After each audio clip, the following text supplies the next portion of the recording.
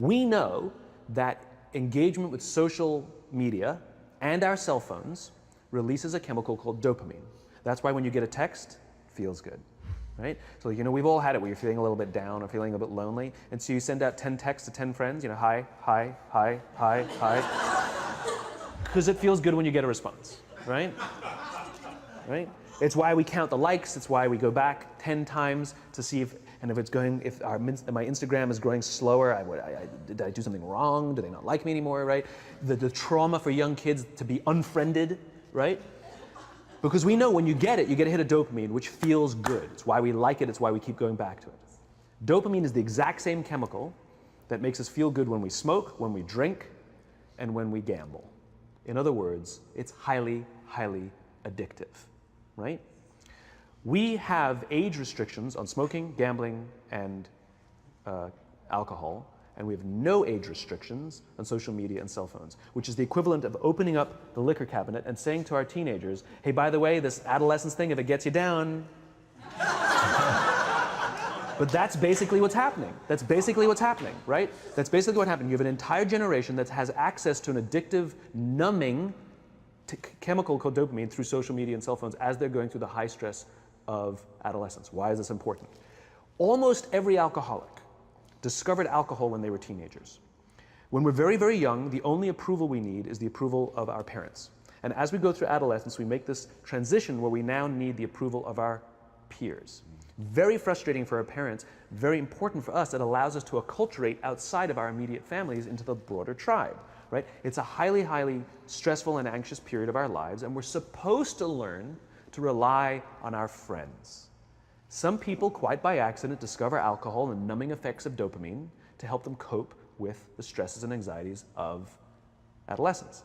Unfortunately, that becomes hardwired in their brains, and for the rest of their lives, when they suffer significant stress, they will not turn to a person, they will turn to the bottle. Social stress, financial stress, career stress, that's pretty much the primary reasons why an alcoholic drinks. Right? What's happening is because we're allowing unfettered access to these dopamine-producing devices and media, basically it's becoming hardwired, and what we're seeing is as they grow older, too many kids don't know how to form deep, meaningful relationships. Their words, not mine. They will admit that many of their friendships are superficial. They will admit that their friends, that they don't count on their friends, they don't rely on their friends, they have fun with their friends, but they also know that their friends will cancel on them if something better comes along. Deep, meaningful relationships are not there because they never practice the skill set, and worse, they don't have the coping mechanisms to deal with stress. So when significant stress starts to show up in their lives, they're not turning to a person, they're turning to a device, they're turning to social media, they're turning to these things which offer temporary relief. We know, the science is clear, we know that people who spend more time on Facebook suffer higher rates of depression than people who spend less time on Facebook. Right? These things balanced. Alcohol is not bad, too much alcohol is bad. Gambling is fun, too much gambling is dangerous. Right? There's nothing wrong with social media and cell phones. It's the imbalance. Right? If you're sitting at dinner with your friends and you're texting somebody who's not there, that's a problem. That's an addiction. If you're sitting in a meeting with people you're supposed to be listening to and speaking, and you put your phone on the table, face up or face down, I don't care, that sends a subconscious message to the room that you're just not that important to me right now, right? That's what happens. And the fact that you cannot put it away is because you are addicted, right? If you wake up and you check your phone before you say good morning to your girlfriend, boyfriend, or spouse, you have an addiction. And like all addiction, in time, it'll destroy relationships, it'll cost time, and it'll cost money, and it'll make your life worse. If you have one of these or something like it, take it out and hold it up. I'm predicting pretty close to 100% saturation. Look at that. I'm right. Probably 90% by now. It's the first thing you do in the morning. When you hold up and you wake up, you check your little robot. It's on your body for almost the entire day. Not only was I interrupted, I also kept on reaching out for my phone, hoping that perhaps there was a notification. And I wasn't doing this consciously. It was exactly like Pavlov's dog, but my bell was my ringtone, and my sugar was that one notification a day you might get that makes you happy. As it turns out, we got so addicted to technology that 9 out of 10 people today experience something called phantom vibrations. This is when you have your phone in your pocket and you thought it vibrated, you pull it out, there is nothing. Now, if you went back 20 years in time to a coffee shop and you said that was the way a coffee shop was going to look in the future, you'd be out of your mind. People looking at these little pieces of silicon in various sizes, not really communicating with each other, communicating with their little robot buddies. You do know that one of these operating systems for these robot phones in our pocket is actually called Android. Right on the nose, they just define it. It's an Android, it lives with you.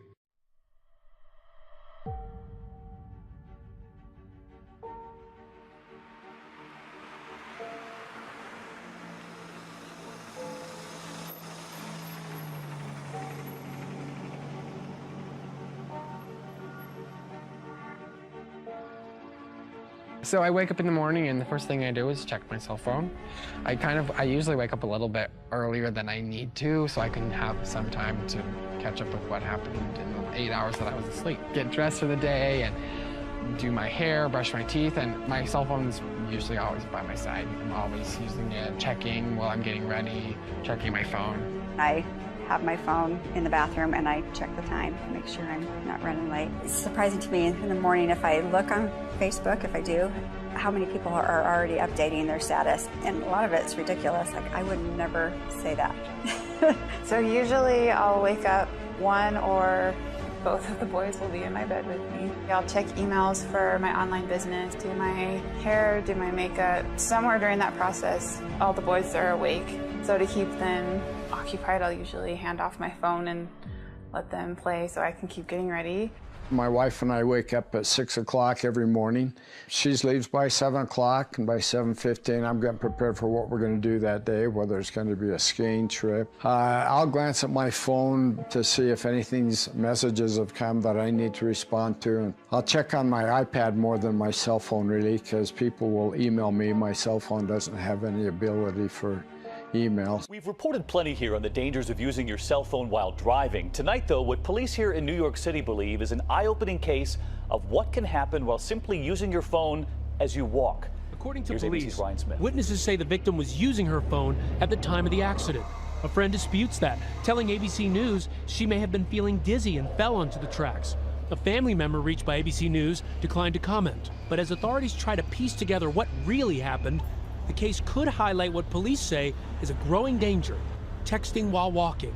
It's a big distraction. Pedestrians aren't watching where they're walking. They're not aware. According to a national study, the number of mobile phone-related pedestrian injuries has doubled in recent years, even exceeding the number of injuries among drivers using mobile phones. Another study shows just how hard it is to walk in a straight line while focused only on your phone. And for so many of us who claim we can safely do both, our own Juju Chang discovered that might be a stretch. You were just texting and walking across the street. Do you do that a lot? Sometimes. Do you feel like you're a little distracted when you do it? Definitely. And as for that woman struck by the subway train tonight, David, she is in the hospital, and they tell us that she's in good condition. That's the good news here, that she's going to be okay. Ryan, thank you. The thing that's neat about these things, what people like, is whenever they open it, there's like gifts for them. Like, did I get an email? Did somebody text me? Did somebody this? Blah, blah, blah. You know, there's that excitement of like, you know, what do I have to open on here? What's exciting? Did I get mail? You know what I mean? Like, there's something kind of exciting about that, and that can be a little bit addicting. There is a positive, significant link between texting and driving and people who use their phones outside of the car without putting conscious thought into it. So in other words, the technology is becoming somewhat habitualized. It's becoming routinized. It's becoming this kind of taken for granted thing that we just do, that we need, that we expect from one another. I carry this around all day long and I use it all day. And so I think it's just become so part of our lives that just getting into the car is just an extension of you walking around with it all day. And you're just texting while you're going somewhere else and doing the same thing. I don't know how you'd go about stopping it. I mean, look at the so-called war on drugs. How long has that been going on? And that hasn't really stopped anything, you know? So I don't know, dude. I don't know. Like, how do you tell people that it's bad and to not do it? People still drink and drive and they know it's bad, or? I think that our instant gratification, I mean, the cost of stopping the texting and driving would be that we wouldn't be instantly gratified. I try to use the voice texting because I have that, but it's not the best. And even then, like, I'll talk, but then I look at my phone and 5 words are wrong, so then I have to look to fix the word. So actually, for a while when I got my iPhone 4S and it had Siri on it, I actually did use it for a while to text, but after a while it just got so annoying that I could just type it faster than she could. Oh, did you mean this? Or did you mean this? Or period? Or blah, blah, blah. It's not like you can like make it to where a cell phone will turn off as soon as you get in a car or something. I don't know. I don't know. Well, honestly, I think the laws help a little, as much as I don't really love the idea of like government having to make these choices for us. I think that it does help. Like if I got pulled over for texting and driving, that would be crazy. And sometimes like when I see cops, I like hurry and put it away. Public awareness campaigns about, in California, they run a lot of don't text and drive, don't talk and drive, those things. I think by and large, those are good. I don't know how you regulate the technology other than that. But I think the more it gets driven down our throats, the better we get. I mean, you hear it like at least once a day on the radio or TV or whatever, you hear about it, so. And then you just slow down. Just slow down. It would be great. Like when I moved here, my kids could ride a horse and up to the market. That's what they need to be doing. They just need to be outside and just be a kid. Help them realize that it's not like the end all be all of like having friends or being happy or whatever. It's just a means to an end, I guess. Don't get so distracted by things that aren't important. I call it getting caught up in the thick of thin things. Being on a cell phone can be a very thin thing, and to you it's thick, it's important. At times it is, at times it isn't. The problem is we're thinking it's thick every time we use it, and therefore we don't get things in perspective as it should be. And you're distracted from things that maybe are much more important in life. I don't think we can actually force or shape or change much of this, but what we can do is that we can become literate about these things so that we see them happening, we can point them out to ourselves and to others. So just like that word choice, I mean, people use the word choice, but I would immediately respond to that is that, well, things aren't nearly as much choice as you think, and once you make a choice, you may be choosing an environment which now limits your choices. So that gives you a vocabulary, and once you have vocabulary, you can then see things that you couldn't see otherwise, and then you can decide. A lot of people don't want to have to engage in that decision process. I don't know, maybe it's just getting older. It's like you don't want to be yelling at windmills. It's like, this is what this generation's doing, and this is where the technology's going, and I'm just an old man who's happy to be able to, sort of keep up. I mean, I think this helps, on some level, it helps guys like me stay more relevant.